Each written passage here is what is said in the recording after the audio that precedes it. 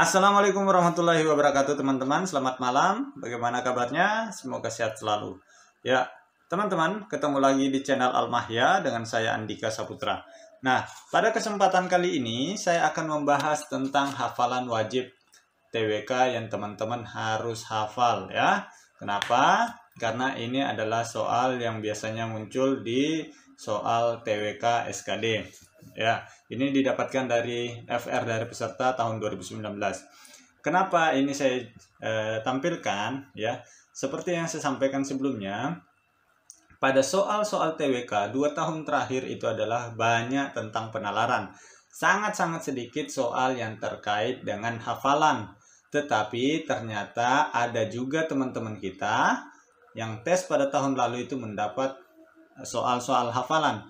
Nah, tentu teman-teman pasti akan kebingungan, akan mau menghafal yang mana ya, mau menghafal sejarah apa ya, mau menghafal tentang kisah apa, atau mau menghafal tentang pelajaran apa ya. Tentu kalau teman-teman mau menghafal sebanyak itu sampai berhari-hari pun itu mungkin teman-teman tidak akan bisa hafal semuanya, karena sangat banyak hal yang terkait dengan wawasan kebangsaan.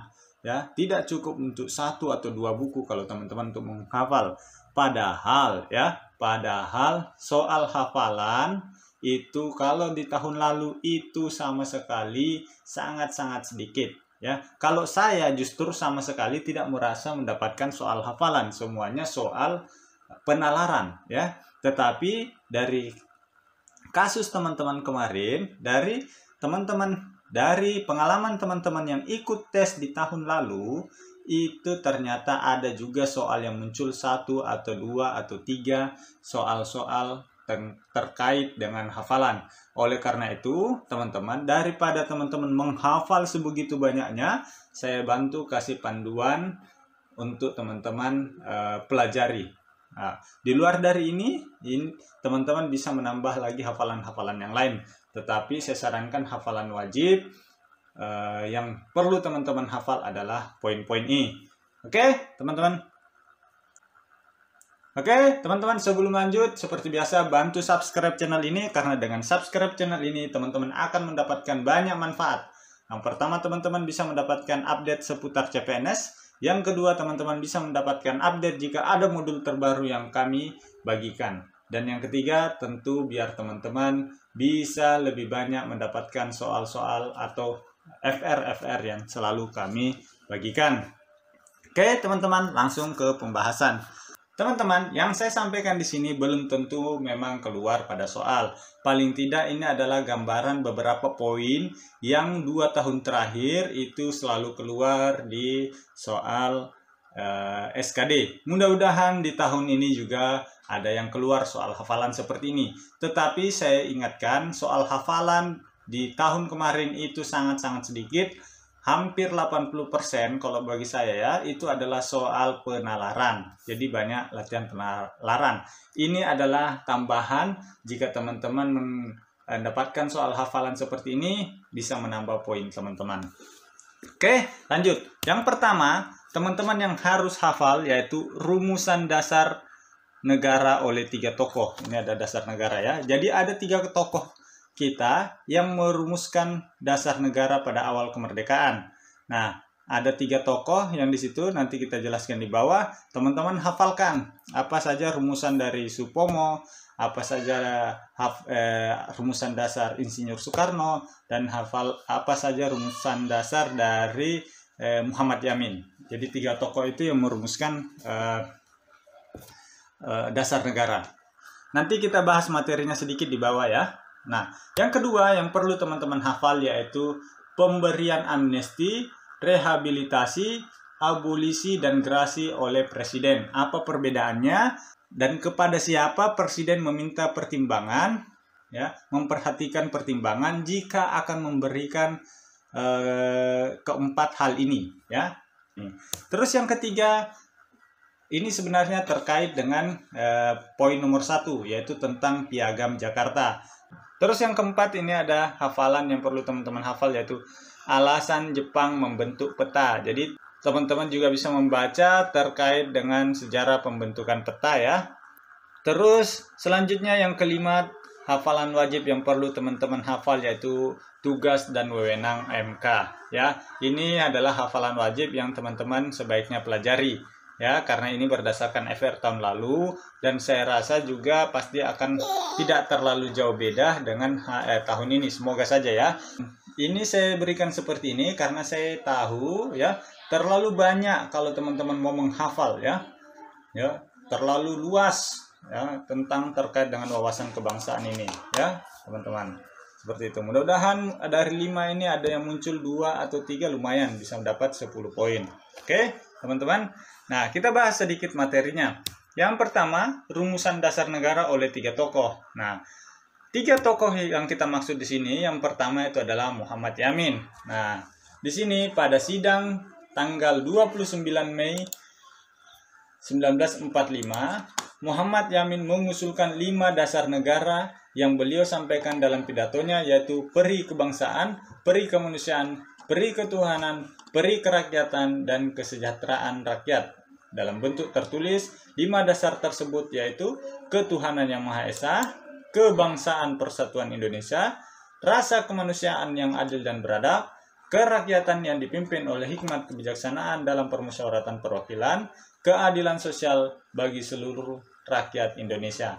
Nah, ini adalah dasar negara yang diusulkan oleh Bapak Muhammad Yamin. Ya, dihafal perbedaannya antara Muhammad Yamin dan Supomo dan juga Insinyur Soekarno. Terus selanjutnya yang kedua ada dari Supomo. Pada tanggal 31 Mei 1945, Supomo mengusulkan rumusan 5 dasar negara, yaitu persatuan, kekeluargaan, keseimbangan lahir dan batin, musyawarah, dan yang kelima keadilan rakyat. Oke, diingat-ingat ya. Terus selanjutnya yang ketiga, rumusan dasar negara menurut Insinyur Soekarno. Pada tanggal 1 Juni 1945, Insinyur Soekarno mengusulkan rumusan 5 dasar negara pada pidato beliau, yaitu kebangsaan Indonesia atau nasionalisme, internasionalisme atau perikemanusiaan, mufakat atau demokrasi, kesejahteraan sosial, dan yang kelima ketuhanan. Nah, itulah ketiga tokoh perumus dasar negara pada sidang BPUPKI 29 Mei 1945 sampai 1 Juni 1945. Namun setelah mengalami proses yang panjang, hingga akhirnya ditetapkanlah bunyi Pancasila sesuai dengan yang disepakati saat ini. Nah, ini juga terkait tadi, nanti akan ada proses selanjutnya yaitu Piagam Jakarta. Di situ ada pembentukan tim 9 ya. Nanti baca-baca sejarah itu. Sejarah tentang itu teman-teman perlu baca. Oke.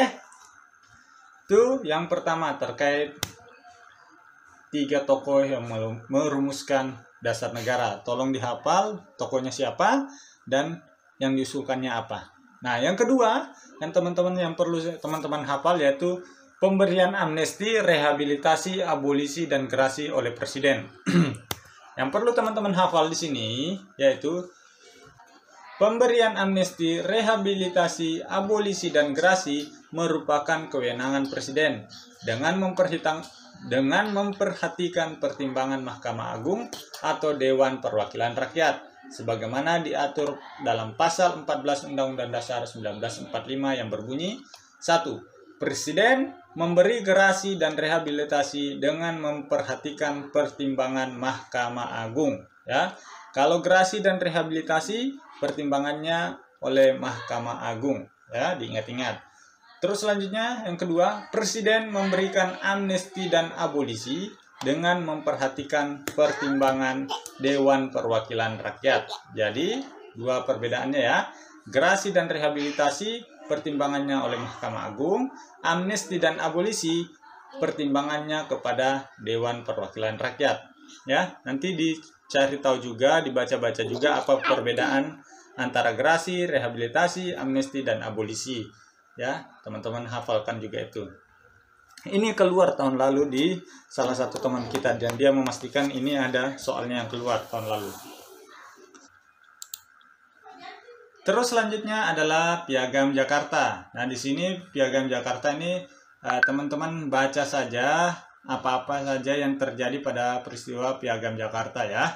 Nah, kalau mau PowerPoint ini nanti saya share juga, tetapi teman-teman sebenarnya bisa mencarinya di Google Sangat banyak informasinya ya.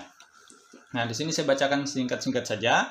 Rumusan dasar negara dalam Piagam Jakarta yang telah disepakati dan ditandatangani bersama anggota Panitia 9 mengalami revisi.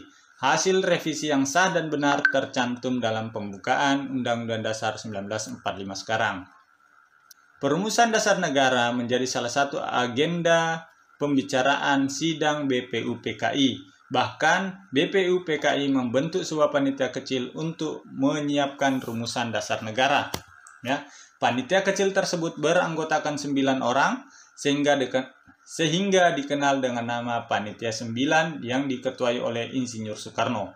Pada tanggal 22 Juni 1945, pertemuan antara BPUPKI dan Panitia 9 akhirnya menghasilkan sebuah rumusan dasar negara. Ya. Rumusan tersebut menggambarkan maksud dan tujuan pembentukan negara Indonesia dan diberi nama Jakarta Charter atau Piagam Jakarta. Ya. Bunyi dari rumusan dasar negara dalam Piagam Jakarta adalah sebagai berikut. Ini sebelum direvisi ya. Yang pertama, ketuhanan dengan kewajiban menjalankan syariat Islam bagi pemeluk-pemeluknya. Yang kedua, kemanusiaan yang adil dan beradab. Yang ketiga, persatuan Indonesia. Yang keempat, kerakyatan yang dipimpin oleh hikmat kebijaksanaan dalam permusyawaratan perwakilan. Yang kelima, keadilan sosial bagi seluruh rakyat Indonesia. Ya. Nah, selanjutnya pada 11 Juli 1945, Panitia Perancang Undang-Undang menyetujui isi pembukaan Undang-Undang Dasar yang diambil dari Piagam Jakarta.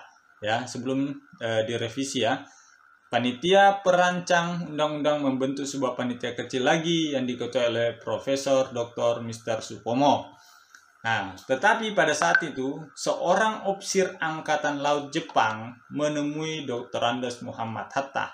Opsir tersebut menyampaikan keberatan dari tokoh-tokoh rakyat Indonesia bagian timur atas kalimat dalam sila pertama Piagam Jakarta, yaitu kewajiban menjalankan syariat Islam bagi pemeluk-pemeluknya ya. Nah, oleh karena itu Muhammad Hatta dan Insinyur Soekarno meminta 4 tokoh Islam, Ki Bagus Hadikusumo, Wahid Hasim, Mr. Kasman Singodimejo, dan Mr. Tunku Muhammad Hasan untuk membicarakan hal tersebut. Di sini teman-teman kalau baca sejarah ini terlihat jiwa besar dari para tokoh-tokoh kita ya untuk merevisi hal tersebut karena memang Indonesia beraneka ragam ya. Setelah berdiskusi, akhirnya disepakati rumusan pada sila pertama pada Piagam Jakarta diganti dengan ketuhanan yang Maha Esa, seperti yang tercantum pada Pancasila sila pertama sekarang ini. Kesepakatan ini menunjukkan toleransi yang tinggi, artinya dari sejak dahulu para pejuang menyadari bahwa Indonesia multikultural yang didirikan di tengah keberagaman baik suku, ras maupun agama. Ya, menurut buku modul resmi SKB dan SKD karya tim Psikologi Salemba, rumusan ketuhanan dalam Piagam Jakarta belum mampu mengakomodasi seluruh agama dan keyakinan yang dipeluk bangsa Indonesia. Oleh karena itu, rumusan dasar negara dalam sila pertama tersebut mengalami perubahan. Hasil revisi inilah yang disebutkan dalam pembukaan UUD 1945 sebagai rumusan dasar negara yang sah dan benar.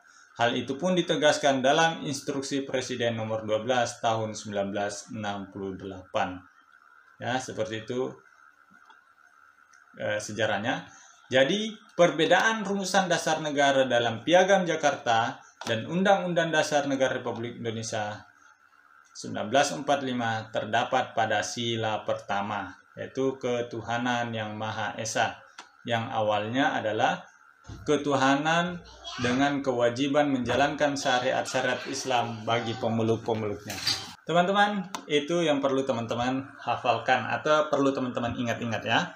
Apa perbedaan antara rumusan dasar negara yang ada sekarang dengan pada saat Piagam Jakarta. Oke, seperti itu. Nah, selanjutnya ada hafalan yang perlu teman-teman perlu ingat atau bacaan yang perlu teman-teman baca, yaitu alasan Jepang membuat peta. Peta dibentuk oleh pemerintah Jepang pada 1943 yang bertujuan untuk menghadapi Perang Asia Timur Raya dari serangan blok sekutu. Dalam menghadapi perang tersebut, Jepang meminta bantuan dari pemimpin nasionalis dan Islam.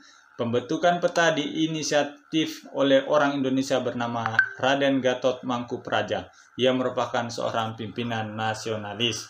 Ya, teman-teman hafalkan sejarah pembentukan peta atau baca tentang sejarah pembentukan peta. Nah, selanjutnya yang terakhir, teman-teman, hafalan wajib atau bacaan wajib yang perlu teman-teman baca adalah tugas dan wewenang MK, Mahkamah Konstitusi. Nah, di sini teman-teman bisa baca sendiri ya, tugas dan kewenangan Mahkamah Konstitusi. Kewenangan Mahkamah Konstitusi diatur dalam Undang-Undang Republik Indonesia Nomor 24 Tahun 2003 tentang Mahkamah Konstitusi Bab 3 Pasal 10, yaitu Mahkamah Konstitusi berwenang mengadili pada tingkat pertama dan terakhir untuk 1. Menguji undang-undang terhadap Undang-Undang Dasar RI tahun 1945. 2. Memutuskan sengketa kewenangan lembaga negara yang kewenangannya diberikan oleh Undang-Undang Dasar Republik Indonesia tahun 1945. 3. Memutuskan pembubaran partai politik. 4. Memutuskan perselisihan tentang hasil pemilihan umum. Ya, seperti itu. Oke, teman-teman, jadi itu adalah hafalan wajib atau bacaan wajib yang teman-teman baca sebelum mengikuti tes SKD nanti. Mudah-mudahan dari 5 bacaan wajib atau hafalan wajib ini ada yang keluar, yang bisa membuat teman-teman menambah poin, ya, seperti itu. Karena kalau teman-teman mau menghafal seluruhnya, itu akan menghabiskan waktu, padahal soalnya mungkin keluar mungkin cuma 2 atau 3 soal. Oke teman-teman, mungkin cukup sekian. Terima kasih. Assalamualaikum warahmatullahi wabarakatuh.